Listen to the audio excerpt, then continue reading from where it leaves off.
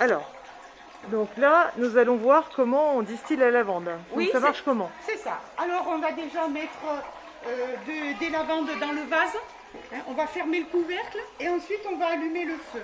Alors cet alambic, c'est un alambic qui a à peu près des années 1930 à peu près. Hein.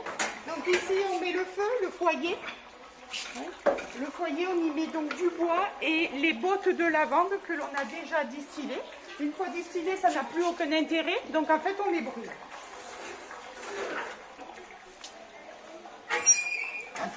On met en alternance aussi du bois, des déchets de bois de Syrie, de manière à garder le feu pendant les 4 heures que l'on a besoin. Ici donc on a un réservoir d'eau, on distille par vapeur d'eau, donc c'est très important. À ce niveau-là, on vient mettre une grille et une vingtaine de bottes de lavande à l'intérieur. Le tout est bien tassé. Le couvercle vient se poser ici dans cette rigole dans laquelle il y a de l'eau. Cette eau va nous servir de joint pour éviter la déperdition de vapeur. Le feu chauffe l'eau bout. La vapeur s'élève, traverse les plantes, récupère l'huile essentielle. Sur le haut, là-haut, donc on a de la vapeur chargée en huile essentielle. On arrive donc ici.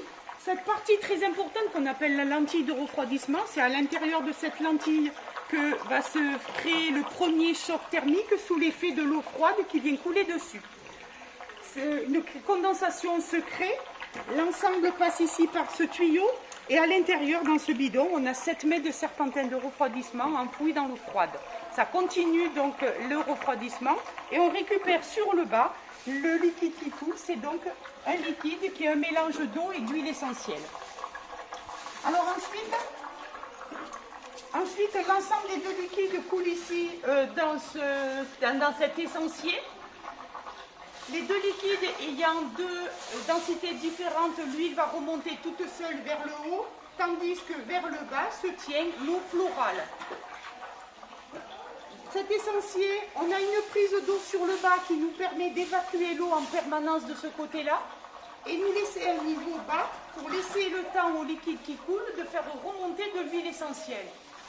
Quand ensuite l'huile est bien en haut ici, on a une prise d'huile sur le haut et quand le niveau d'huile dépasse cette prise-là, l'huile vient couler toute seule de ce côté-là. En fait, dans un premier temps, c'est la physique qui va travailler pour nous, qui va séparer les deux liquides naturellement et par système de vase communicant, on fait passer d'un côté l'eau, de l'autre côté l'huile. Retrouvez tout France Bleu sur francebleu.fr.